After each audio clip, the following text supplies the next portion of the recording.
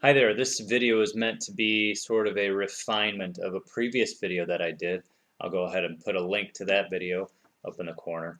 But I wanted to explain some things a bit further as it relates to a few things.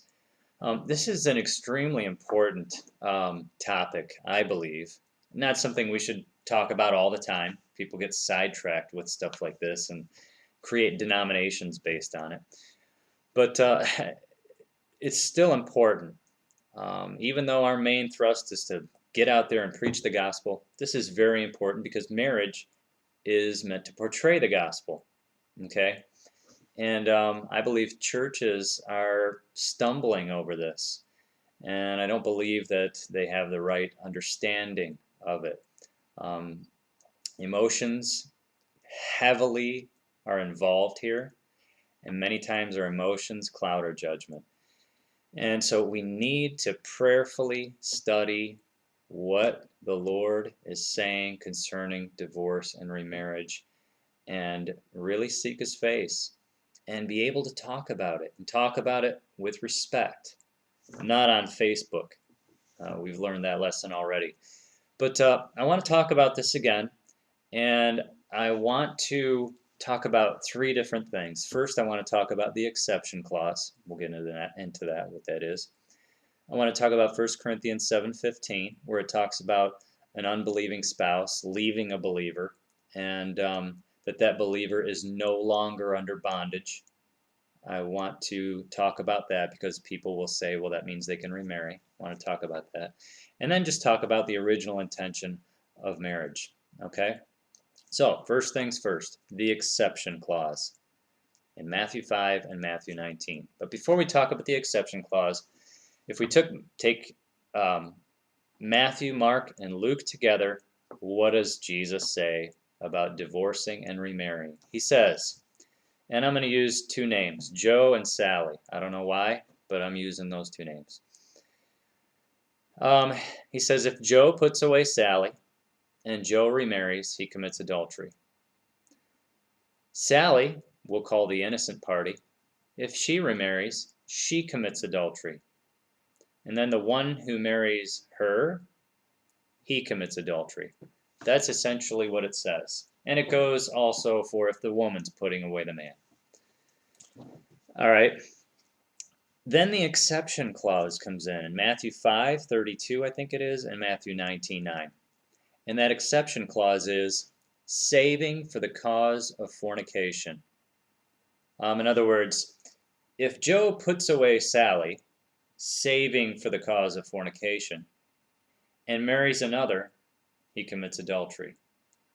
Now here is the church's, usually many churches' understanding of that exception clause. That if Joe puts away Mary because she's committing some kind of an immorality, he can divorce her and remarry. That exception clause is talking about divorce in the case of a consummated marriage where they are married. And that Joe can remarry if he's putting her away because she's committed some kind of immorality. That is what churches generally espouse today. Now, I want to look at that understanding and look at it, at the implications of it in a few scenarios. Okay, let's say Joe puts away Sally, not for the cause of fornication. All right, I'm speaking in light of what churches are saying today. He puts her away not because of fornication, and he remarries. What does he do? He commits adultery. He commits an immorality. It's immorality. And it's after he divorces her. Okay, so this immorality happens after the divorce. Can Sally remarry? Well, no. I mean, Jesus plainly said, if he remarries, if Joe remarries, he commits adultery. If Sally remarries, she commits adultery, etc. It did not say, and Jesus could have said this very easily. He did not say the first person to remarry commits adultery. He did not say that. But that would have been very helpful if this exception clause was what the churches say there. It is. And so, again, divorce happens. Joe remarries. He commits immorality in doing so. Sally can't remarry. But, second scenario, Joe commits this immorality before a divorce. And Sally finds out about it. She puts Joe away. Now she can remarry, apparently, according to the church's understanding today. So if the immorality happens in the form of adultery after the divorce, she can't remarry. But if she catches it before a divorce and she takes and puts him away, now she can remarry. It brings about contradictions. And I can take that and move it into a third scenario. Joe commits an immorality before a divorce. But instead of Sally finding out about it and putting him away, Joe is saying, man, I'm having a great time with Jessica. I really enjoy her. I'm tired of Sally. He's committing immorality. And he puts her away. He puts Sally away, not because of fornication, right? And Sally can't remarry. So you see the confusion that brings? It brings confusion. I want to talk about what I really believe that exception clause is saying. All right? To preface it, many times you find yourself explaining things to people, and you might use a particular word. And that word has two meanings, let's say. And in the context of you explaining this, whatever you're explaining, and you're using this term, you might have to qualify that term. I'm using that word in the sense of this, okay? I believe that in this case, that is what Jesus is doing with the term divorce or putting away, okay? Because back in that time with the Jews, there were two kinds of putting away. And the first kind of putting away is the kind of putting away that Joseph would have done to Mary. Okay, Joseph and Mary, they're betrothed, right? She's called his wife. They're not married yet, okay? But they are considered married in a sense. She's called his wife. He is her husband. And he can, in order for him to dissolve that, he has to divorce her. He has to put her away. Now, what happened that would have caused Joseph to want to put her away? She would have committed fornication. Hey, she's pregnant. She must have had relations with another man. She committed fornication. Jesus, when he's talking to the Pharisees, I think it's in John, they say, hey, you were born of fornication, weren't you? That's the word porneia. That's the same word used in the exception clause, save for the cause of fornication, porneia. So, what did Joseph want to do? He wanted to put her away. Could he remarry? Yeah. Yes, he could. And so that's one kind of divorce. Now, the other kind of divorce would be after they consummate the marriage, okay, and the husband puts away the wife. In that case, he cannot remarry.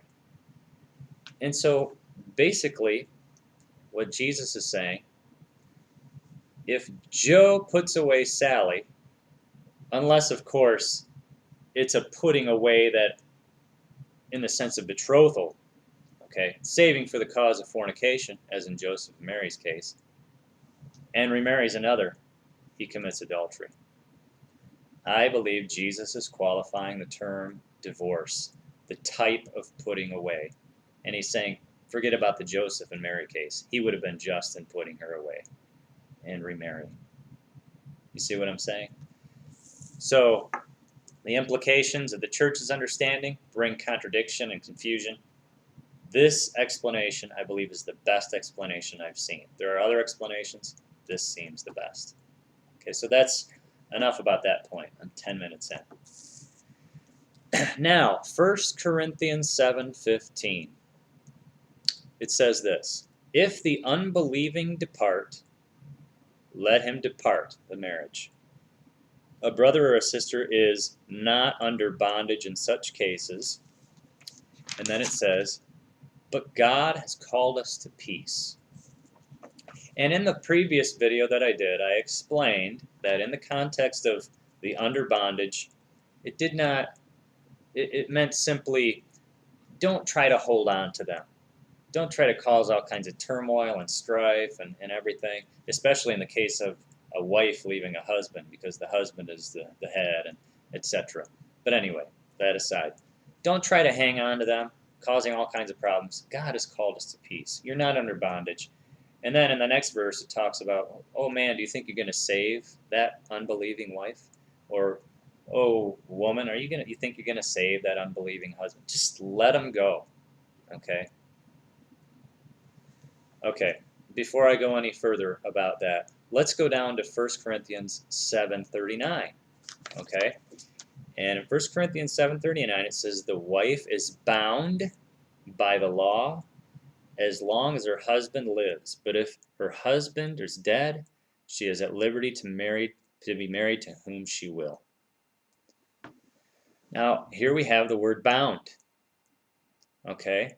And so if they're not bound anymore, as it says in 1 Corinthians, then she can remarry. And that bond is dissolved by death here, right?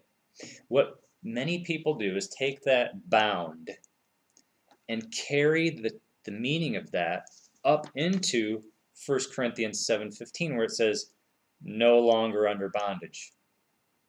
But there is a fundamental problem with that, okay? Let's look at Greek. In the case of 1 Corinthians 7:39, the Greek word for bound is deo. And if you do a search for that Greek word in the New Testament, it means basically like if somebody binds your hands or your feet, okay, like that. Or binding as it relates to law, as it says, bound by the law. That's the kind of word deo is. Now, when we go up to 1 Corinthians 7:15, the Greek word is doulao, and it doesn't mean the same thing. Okay? If you do a search on that Greek word in the New Testament, it has to do with servitude, bondservant, where you're serving a person or a thing. Very different from the word deo, which is used in 1 Corinthians 7:39. And that falls in line with the context. Let them depart. God has called us to peace. Don't cause all kinds of strife. And you don't need to worry about serving that person as a husband or a wife. Just let them go. Okay? It doesn't say, go ahead and remarry. No, it's having to do with the service of a husband and a wife. The only two places that I know of off the top of my head here in the New Testament that say, go ahead and remarry. The only two places are right there in 1 Corinthians 7:39 and in Romans 7 in the first opening verses. How? Why? Because of death. Because you're no longer under bondage as it relates to law. Okay? Because the only thing that dissolves the marriage bond is death. Okay? Which leads me into the final thing that I wanted to talk about. And that is the original intention of marriage. In the context of many of these things that Jesus said, he was trying to take his audience back to the original intention of some law. For example, you have been told by men of old, you shall not commit adultery, referring to the physical act. But I say unto you, here's the original intention, if any man looks upon a woman to lust after her in his heart, he has committed adultery already. And he did that for killing and hating and that kind of thing. And at the same time, he's trying to take them back to the original intention of marriage. They're saying, hey, Moses, let us give a bill of divorce. And he said, you know what? Because of the hardness of your hearts, Moses permitted you.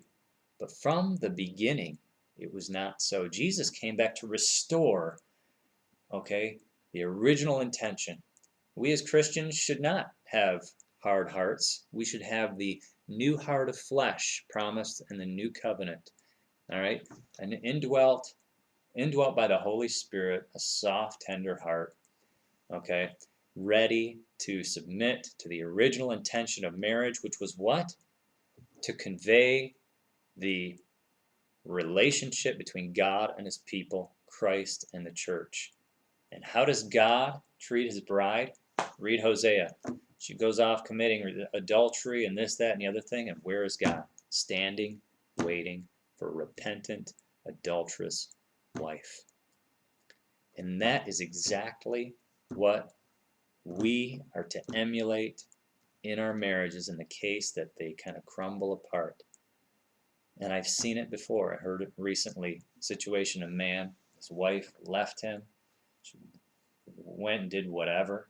He stayed and let her know, I'm waiting for you to come home. You know what happened? She did. The most beautiful picture of the gospel and the heart of God. And that is the meaning of marriage. Okay?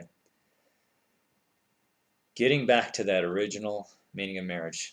The first centuries of the church, in fact, I think the first 1500 years of the church, said no remarriage almost unanimously. Go back and there's plenty of websites that talk about, in fact, I might put some links in the description box that show all kinds of quotes from the early church fathers. No remarriage. But today, our culture has become full and rampant with divorce, and it's crept into the church, and I think it's crept into our study of what the Gospels and what Paul say about divorce and remarriage. So again, I'm going to put the link to the previous video up in the corner, but I hope that was clear, and let's portray the gospel in our marriages, folks, and be the church that the world needs us to be. God bless.